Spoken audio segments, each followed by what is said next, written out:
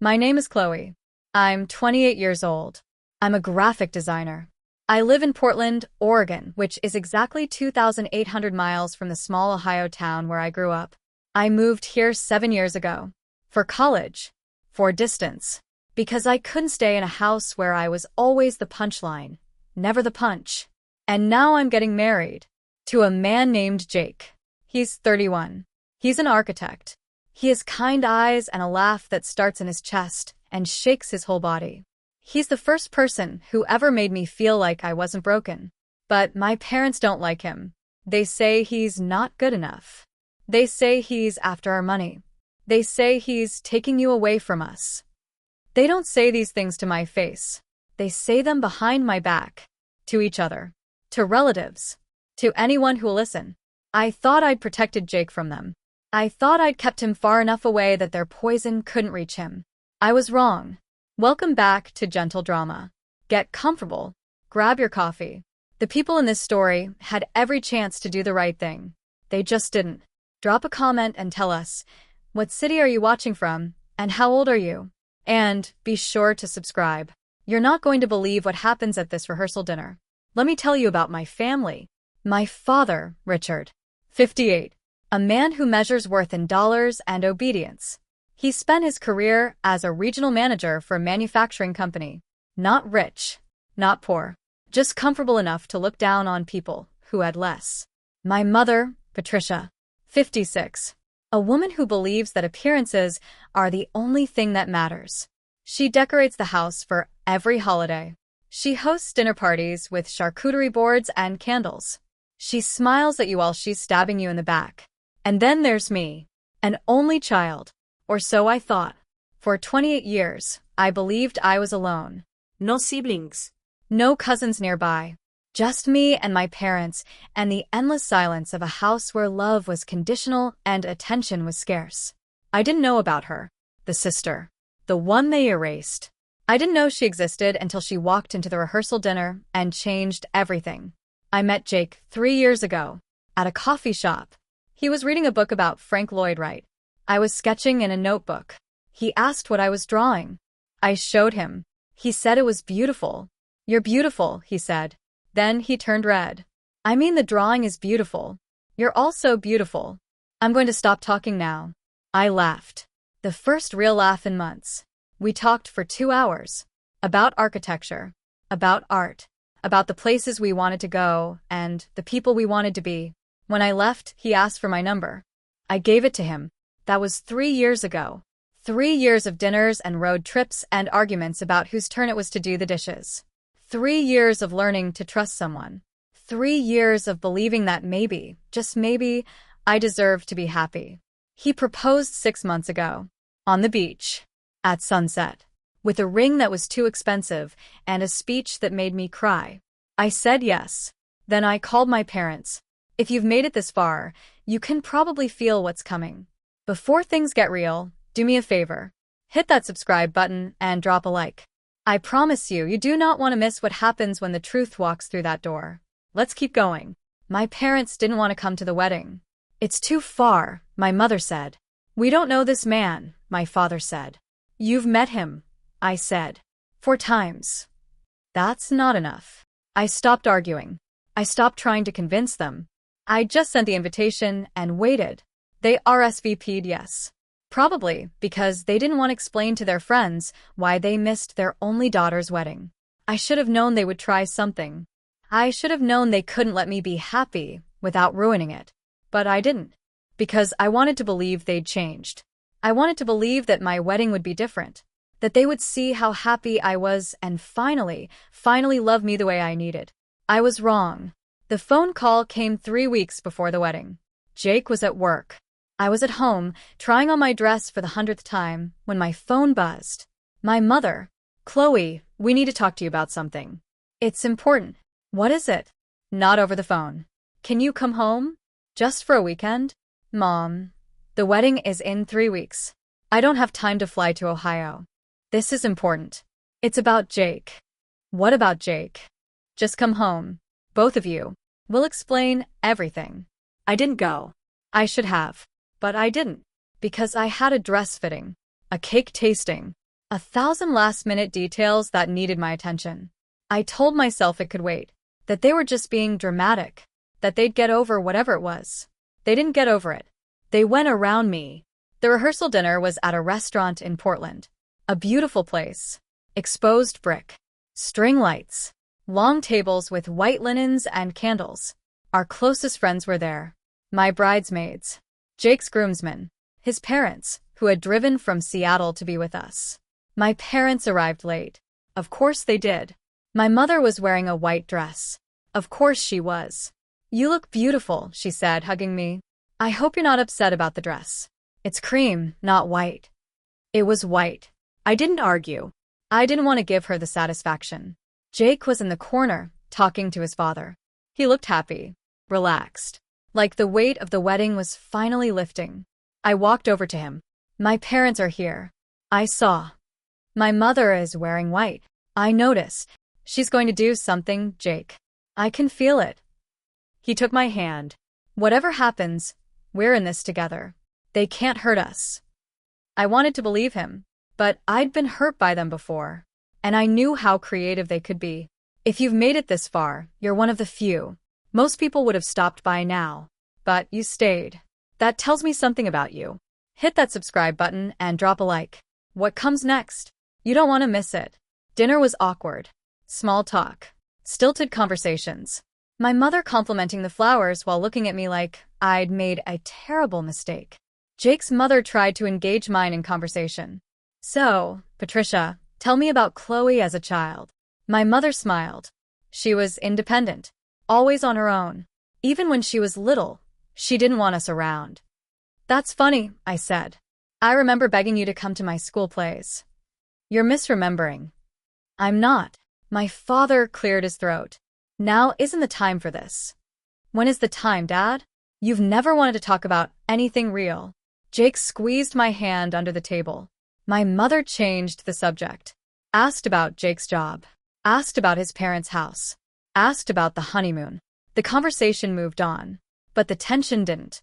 After dinner, there were toasts. Jake's father went first. He talked about how happy his son was, how grateful he was to welcome me into their family. My father went second. "I've known Chloe for 28 years, he began. "And I've loved her for all of them. But love isn't always easy.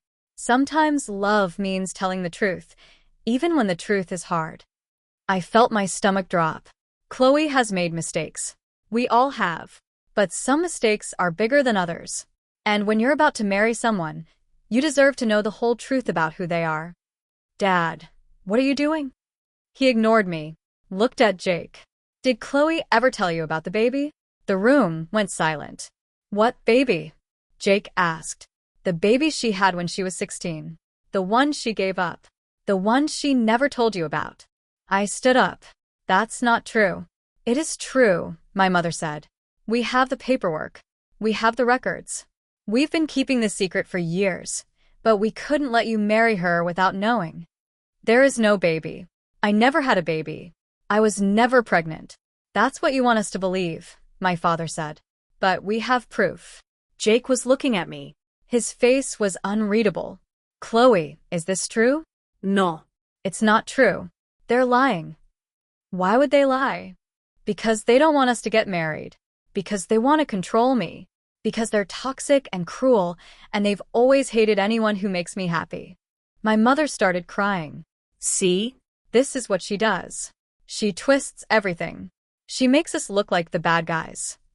"You are the bad guys," I said. My father stood up. "We're done here. We came to tell the truth. What you do with it is up to you."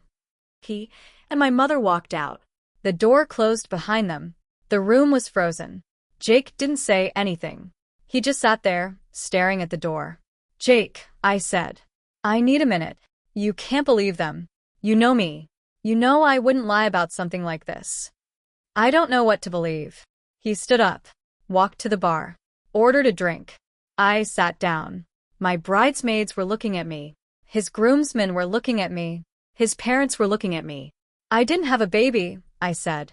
"I've never been pregnant." "I don't know why they would say that." Jake's mother came over, put her hand on mine.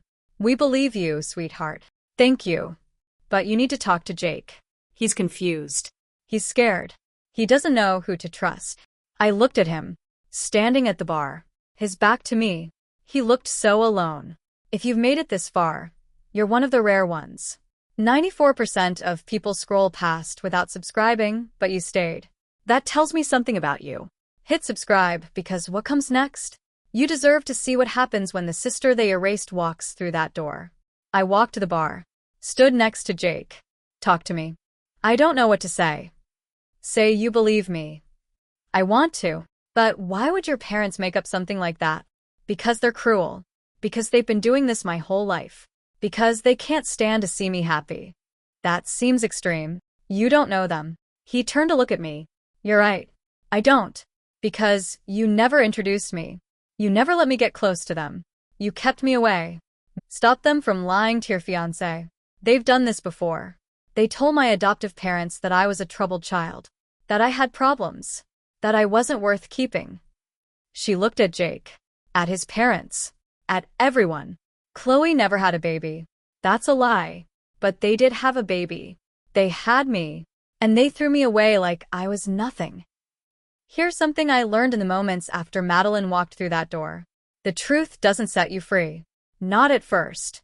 At first, it buries you. It sits on your chest and makes you look at everything you thought you knew and realize it was all a lie. My parents told me I was an only child. They told me they tried for more, but couldn't. They told me I was their miracle. They were lying. They had another daughter. A daughter they gave away. A daughter they erased from every photograph, every memory, every version of the story they told themselves and everyone else. I stood in the middle of the rehearsal dinner. My fiancé was at the bar, questioning whether he could trust me. My parents had just stormed out after accusing me of abandoning a child that never existed. And a stranger was telling me she was my sister. The room was spinning. Madeline looked at me. Her eyes were the same color as mine. Her hair was the same shade of brown. She had our mother's cheekbones and our father's chin. I saw myself in her face. And I wanted to throw up. Welcome back to Gentle Drama. Get comfortable. Grab your coffee. The truth is finally coming out. Drop a comment and tell us, what city are you watching from and how old are you? And be sure to subscribe. You're not going to believe what Chloe's parents did next. I know this is a lot, Madeline said. I know I shouldn't have shown up like this. But I didn't know how else to reach you.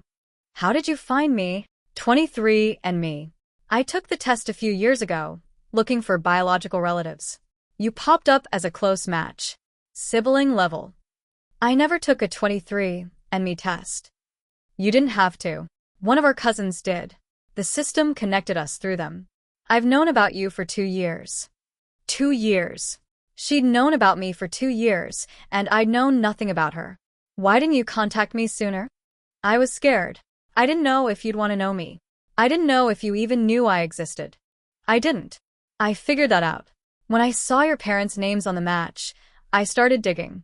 I found out they'd been telling people they only had one child. They never mentioned me. Not once. She pulled out her phone, opened a folder of screenshots. Adoption records. Birth certificates. A document with my parents' names and her name and a date. I was born when your mother was 19. Before you. They gave me up right away. No contact. No visits. No letters. Just gone. Why? I don't know. Maybe they weren't ready. Maybe they were ashamed. Maybe they just didn't want me. She said it like it was nothing. Like being thrown away by your own parents was just a fact of life. But I saw her hands shaking. I saw the way she couldn't quite look me in the eye. She wasn't fine. She was pretending. Just like I'd been pretending my whole life. If you've made it this far, you can probably feel what's coming. Before things get real, do me a favor. Hit that subscribe button and drop a like. I promise you, you do not want to miss what happens when Jake finally speaks. Let's keep going. Jake walked over from the bar. His face was pale. His hands were stuffed in his pockets. He looked like a man who'd just been told the world wasn't what he thought it was. Chloe, who is this? She says she's my sister. Your sister? I thought you were an only child. So did I. Madeline extended her hand. I'm Madeline. I know this is bizarre. I'm sorry to crash your rehearsal dinner. I couldn't let them destroy your wedding. My parents. Yes. I've been following their social media. I saw they were coming here. I saw what they were planning. How did you know what they were planning? She hesitated. Because they've done it before. The room went quiet. What do you mean? I asked. When I was 17, I tried to reach out to them. I sent a letter. I thought maybe they'd changed. Maybe they'd want to know me. What happened? They called my adoptive parents. They said I was unstable. They said I was making up stories for attention. They said they'd never had another child and to keep me away from them. She pulled up another document on her phone. A letter. Typed. Signed by my father. I have the letter. I kept it. Proof that they knew I existed. Proof that they chose to erase me. I read the letter. My father's cold, formal language. Words like unfortunate situation, and not in anyone's best interest, and we have moved on with our lives. Moved on. From a child. From a daughter. As if she were a bad business deal they'd written off. I'm so sorry, I whispered. It's not your fault. You were a baby. You didn't even know. Still. I'm sorry. She nodded. I didn't come here for an apology. I came here to stop them from lying to your fiancé. The story about you having a baby? That's their pattern. They deflect. They project. They accuse others of what they've done. They abandoned a child, I said slowly. So they told Jake I abandoned a child. Yes. The room was silent. The string lights flickered. Somewhere outside, a car drove past, and the headlights swept across the windows. Jake sat down. He looked at me, then at Madeline, then at me again. Chloe, I'm sorry. For what? For doubting you. For 5 minutes, I believed them. I actually believed that you could have hidden something like that from me. You didn't know. I should have known. I should have trusted you. He took my hand. I'm sorry. It's okay. It's not. But I'm going to spend the rest of my life making it up to you. I leaned into him. His arm went around my shoulders. For the first time since my parents had walked out, I felt like I could breathe. If you've made it this far, you're one of the few. Most people would have stopped by now. But you stayed. That tells me something about you. Hit that subscribe button and drop a like. What comes next? You don't want to miss it. The rehearsal dinner ended. People left. Friends hugged us and promised to be there tomorrow. Jake's parents said they'd stand by us no matter what. My bridesmaids were furious on my behalf. But Madeline stayed. We sat at a table in the corner. The restaurant was closing around us, but no one asked us to leave. The manager had heard what happened. She brought us coffee and told us to take all the time we needed. Tell me everything, I said. Madeline took a breath. I was adopted by a family in Seattle. Good people. Kind. They told me I was adopted when I was old enough to understand. They never kept it a secret. Did you ever try to find our birth parents before? When I was 18, I hired a private investigator. He found them easily. They were living in Ohio. Same house. Same lives. No mention of me anywhere. Did you contact them? I sent a letter. Certified mail. I wanted to know if they'd respond. They responded with that letter you showed me. Yes. They denied everything. They said I must have the wrong family. They threatened to call the police if I contacted them again. She wrapped her hands around her coffee cup. I let it go for a while. I focused on school, on work, on my life. But I never stopped wondering about you. About whether you knew. About whether you were like them. I'm not like them. I know. I've been watching you from a distance. Your Instagram. Your art. The way you talk about Jake. You're nothing like them. You've been watching me? For 2 years. I know that sounds creepy. I'm sorry. I wanted to know who you were before I showed up. I wanted to be sure you were safe. Safe from what? Safe from them. Our parents. I didn't know if you were under their spell. I didn't know if you'd believe me, or if you'd turn on me like they did. I believe you. You do. Ida. Because I know what they're capable of. I've lived it my whole life. The gaslighting. The manipulation. The way they rewrite history to make themselves the victims. She started crying. Not the quiet tears I'd seen before. Real crying. The kind that comes from somewhere deep.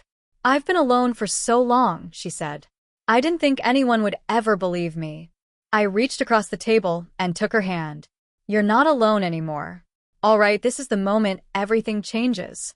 If you're still here, you're one of the rare ones. 94% of people scroll past without subscribing, but you stayed. That tells me something about you. Hit subscribe, because what comes next? You deserve to see what happens when Chloe confronts her parents. Jake drove us home. Madeline came with us. She didn't have a hotel.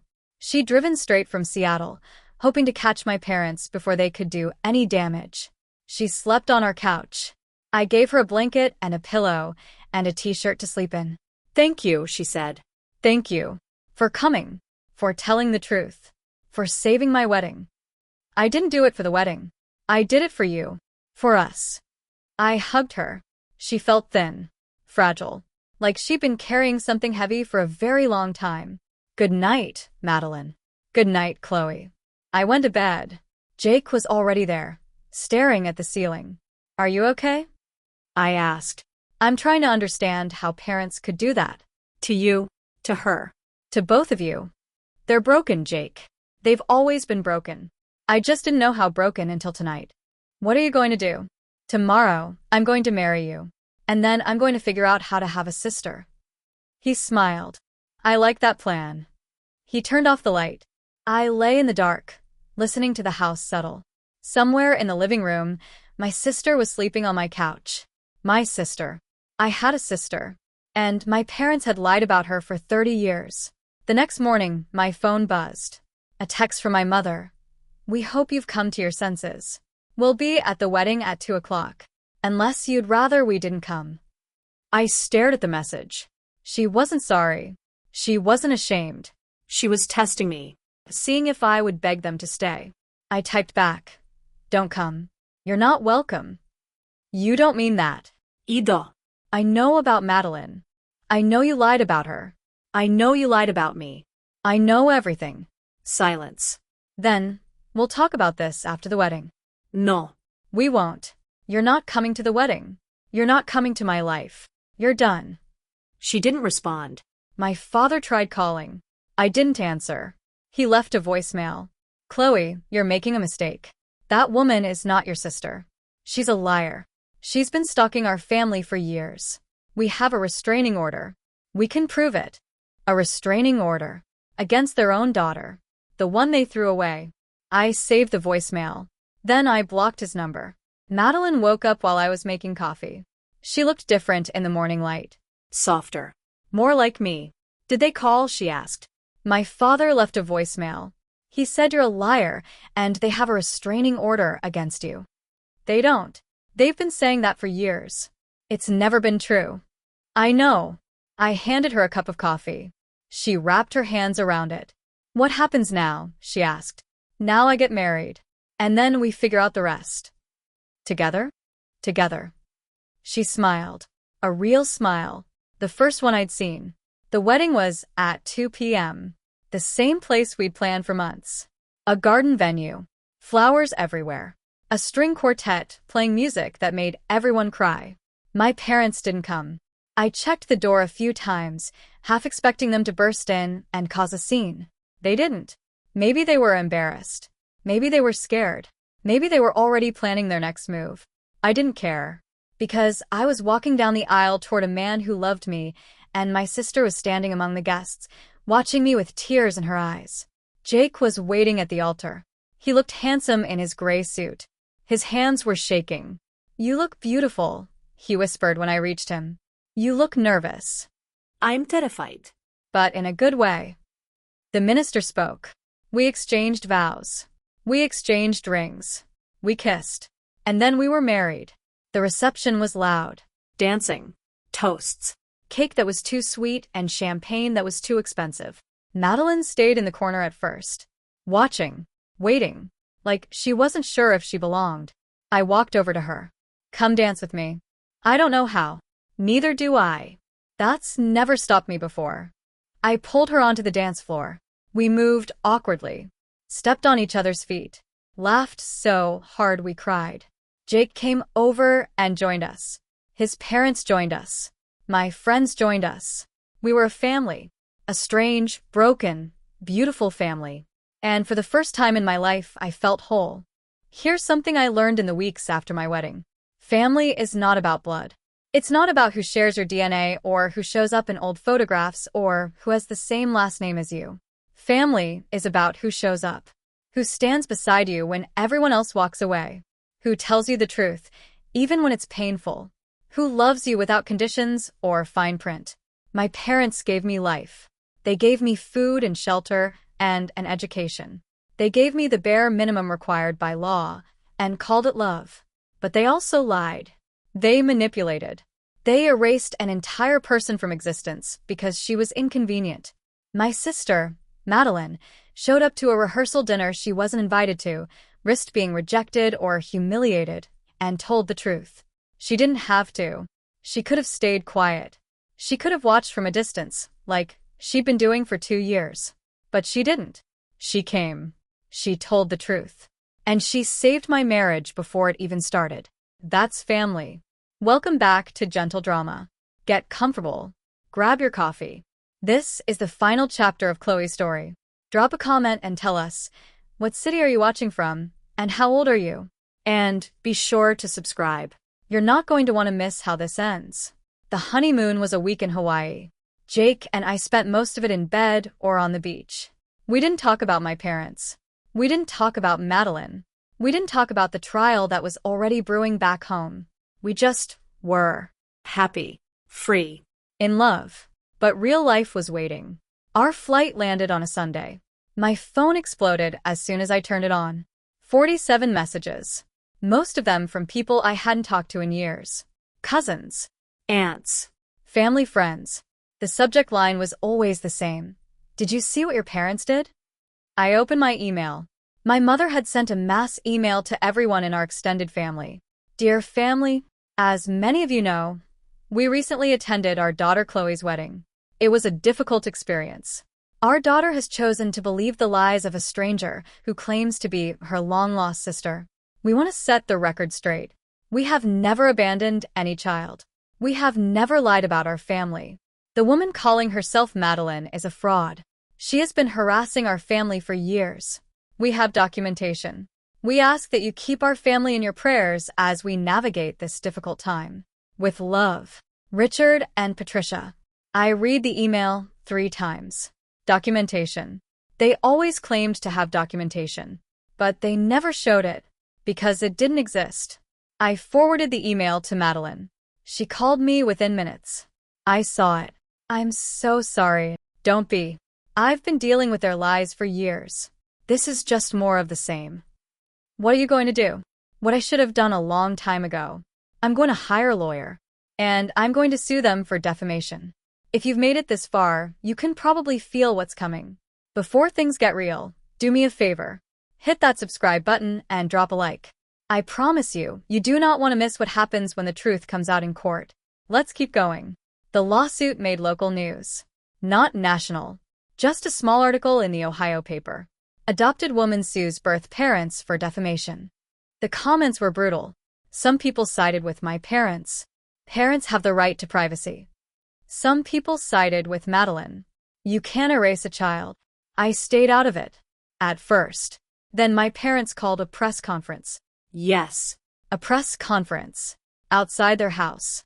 With a podium and microphones and a lawyer who looked like he'd been hired to play a role in a bad movie. Our family has been attacked, my father said. We have been falsely accused of abandoning a child. We have been harassed by a woman who claims to be our daughter. None of this is true.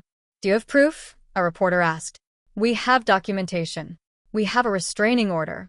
We have witnesses who will testify that we never had another child. My mother stood next to him, crying on cue. We just want our lives back, she said. We just want our daughter back.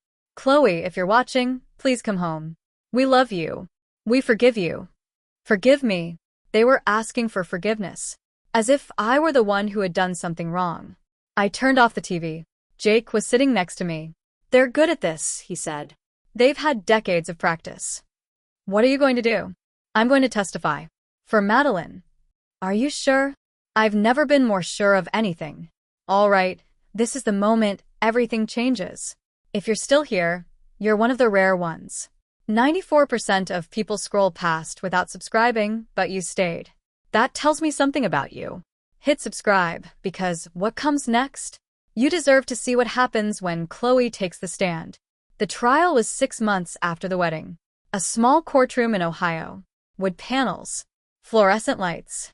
The smell of old paper and nervous sweat. Madeline sat at the plaintiff's table. Her lawyer was a woman named Ms. Chen. Sharp. Prepared. The kind of lawyer who had never lost a case. My parents sat at the defendant's table. They looked calm, confident. They'd hired a lawyer from Columbus, a man in an expensive suit who smiled too much. The gallery was full. Relatives, reporters, curious strangers who'd read about the case online. Jake sat behind me, his hand on my shoulder. "You don't have to do this," he whispered. "Yes, I do. I'll be right here." The judge called the court to order. Ms. Chen gave her opening statement. This case is about a child who was erased. A baby girl, born to Richard and Patricia Warren, who was given away and never mentioned again.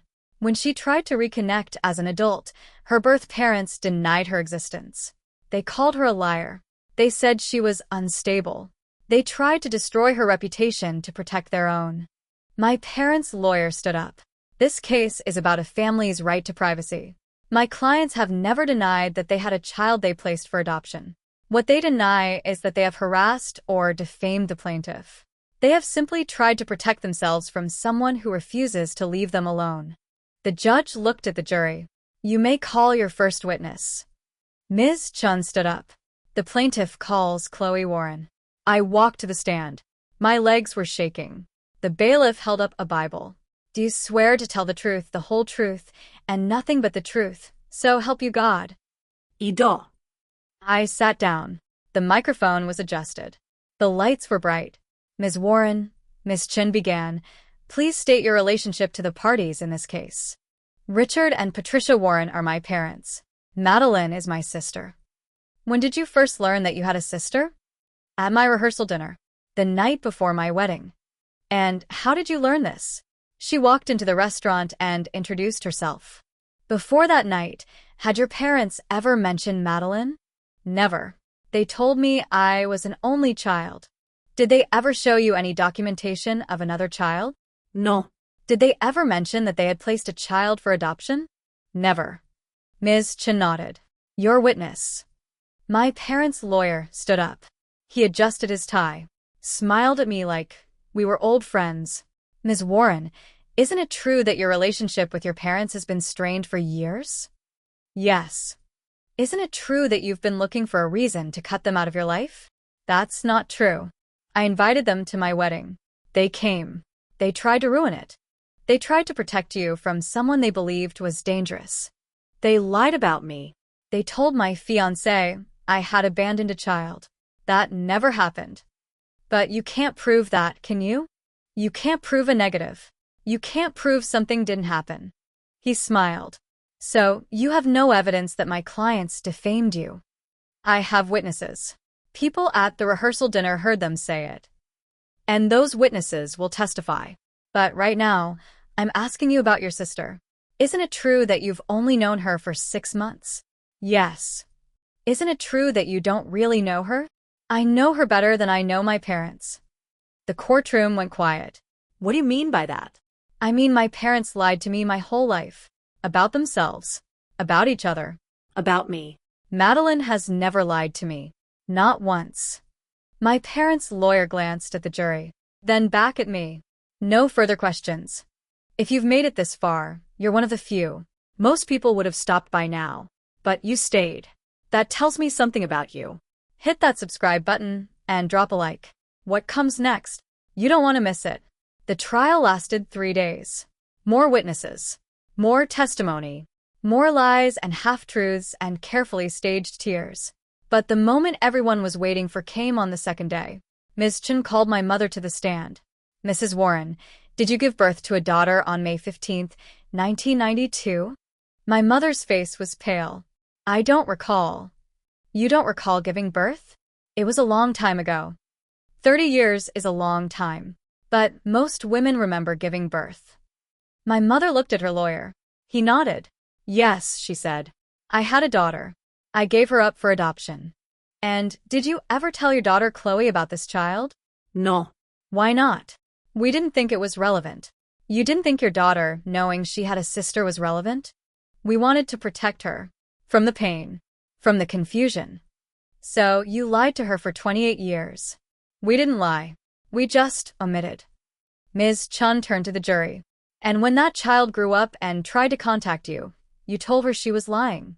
You told her you had never had another child. You threatened to call the police. She was harassing us.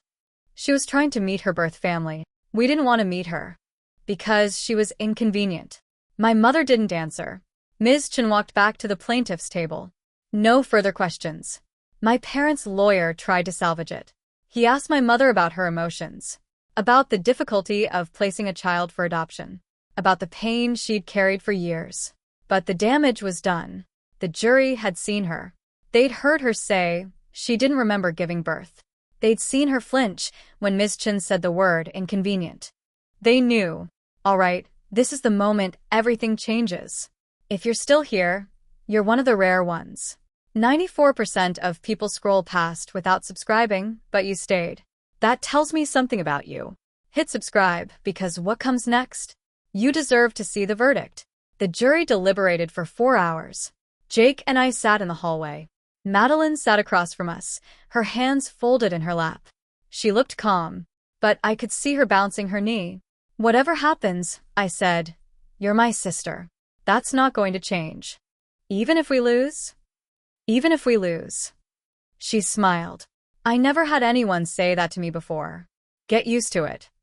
The bailiff opened the door. The jury has reached a verdict. We walked into the courtroom. My parents were at their table. My mother was crying. My father was staring straight ahead. The judge looked at the jury foreman. Have you reached a verdict? We have, Your Honor. He handed a piece of paper to the bailiff, who handed it to the judge. The judge read it. Her face didn't change. On the charge of defamation, the jury finds the defendants liable. My mother gasped. My father's face went red. On the charge of intentional infliction of emotional distress, the jury finds the defendants liable. Madeline started crying. Jake put his arm around me. Damages will be determined in a separate hearing.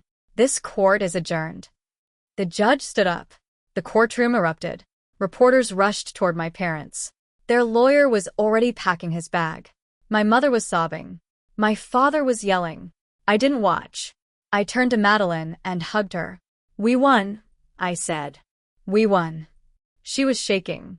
What happens now? She asked. Now we live. If you've made it this far, you're one of the rare ones. 94% of people scroll past without subscribing, but you stayed. That tells me something about you. Hit subscribe, because what comes next? You deserve to see how Chloe's story ends, for real this time. The damages were $500,000. Not a fortune, but enough. Enough to cover Madeline's legal fees and leave something for her to start over. My parents appealed. The appeal was denied. They lost their house. Not because of the lawsuit, because of everything else. The lies they'd told. The bridges they'd burned. The life they'd built on a foundation of sand. I heard through relatives that they moved to a small apartment. That my father lost his job. That my mother stopped leaving the house. I didn't feel sorry for them. I know that sounds cruel. I know I'm supposed to say that I forgave them, that I wished them well, that I hoped they'd find peace. But they tried to destroy me. They tried to destroy my marriage. They tried to destroy my sister, again. And I was done being the bigger person. Madeline moved to Portland. She got an apartment 15 minutes from ours. She found a job at a marketing firm. She came over for dinner every Sunday. Jake loved her. My friends loved her. Even my in-laws loved her. You look alike, Jake's mother said. The same eyes. The same laugh. We're working on the same sense of humor, Madeline said. She's funnier than me, I said. That's not hard, Jake said. I threw a pillow at him. The first Christmas we spent at our house. Madeline came. Jake's parents came. My bridesmaids came. The house was full of people who loved each other. I looked around the table. The candles, The food. The laughter. This was family. Not the people who shared my DNA. The people who showed up. Who told the truth. Who loved without conditions. My parents weren't there. They wouldn't be. Not ever again. And I was okay with that. Here's what I learned. You don't have to forgive people who hurt you. You don't have to forget what they did. You don't have to let them back into your life just because they share your blood. You get to choose. You get to build your own family. Out of friends and partners and dogs and cats and strangers who become sisters. I chose Madeleine. I chose Jacques. I chose the life I built without my parents. And I've never been happier. Last week, Madeline and I went to the beach. The same beach where Jake proposed. The sun was setting. The water was cold. Do you ever think about them? She asked. Less and less. Me too. She looked at the ocean. I used to think that if I could just make them love me, everything would be okay. That's why I kept reaching out. That's why I kept hoping. And now I know that their inability to love me was never my fault. It was theirs. And I'm done carrying it. I put my arm around her. Welcome to the other side, I said. What's the other side? The side where you stop waiting for people to change and start living for yourself. She leaned her head on my shoulder. I like this side. Me too. We watched the sun sink below the horizon. The sky turned orange and pink and purple. I thought about my parents, about the lies they told, about the sister they erased, about the life they tried to destroy. And I felt nothing. Not anger, not sadness, not even pity, just peace. Because I had something they would never have. A family that loved me. A sister who chose me. A husband who believed in me. And a future that was mine. The end. Thank you for listening to Gentle Drama. If this story moved you, share it with someone who needs to hear it. Drop a comment and tell us, what city are you watching from, and how old are you? Have you ever had to cut off a family member to save yourself? Subscribe for more stories about family, betrayal, and finding your own people. And remember, you can't choose your parents, but you can choose your family. See you next time.